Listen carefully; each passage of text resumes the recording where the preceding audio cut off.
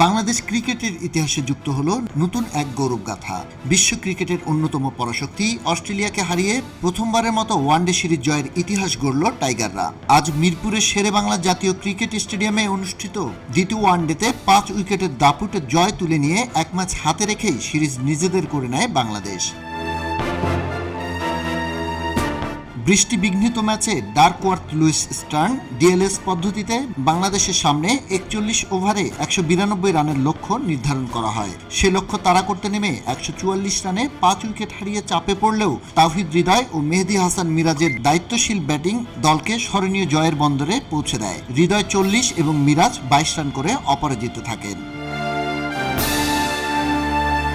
এর আগে টসে জিতে ব্যাট করতে নেমে টাইগারদের বোলিং তোপে 0 রানে 3 উইকেট হারিয়ে চাপে পড়ে অস্ট্রেলিয়া। বৃষ্টি বিঘ্নিত ম্যাচে 42 ওভারে 8 উইকেটে 187 রানে ইনিংস শেষ হয় তাদের। সফরকারীদের হয়ে মার্নাস লাবুসেন 55 এবং জেভিয়ার বার্টলেট 52 রান করেন। বাংলাদেশের হয়ে তাসকিন আহমেদ ও মুস্তাফিজুর রহমান 3টি করে উইকেট শিকার করেন। জবাবে ব্যাট করতে নেমে 0 রানেই তানজিদ হাসানের উইকেট হারালেও সৌম্য সরকার ও অধিনায়ক নাজমুল হোসেন শান্তর জুটিতে প্রাথমিক ধাক্কা সামাল দেয় বাংলাদেশ।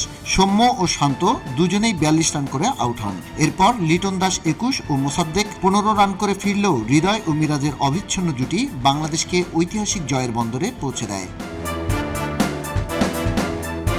এই জয়ের মাধ্যমে বহুদিনের অপেক্ষার অবসান ঘটিয়ে প্রথমবারের মতো ওয়ানডে সিরিজে অস্ট্রেলিয়াকে হারানোর স্বাদ পেল টাইগাররা, যার মাধ্যমে বাংলাদেশের ক্রিকেট ইতিহাসে লেখা হলো নতুন এক অধ্যায়। খবরের কাগজ, নিখাত, নির্ভীক, নিরপেক্ষ।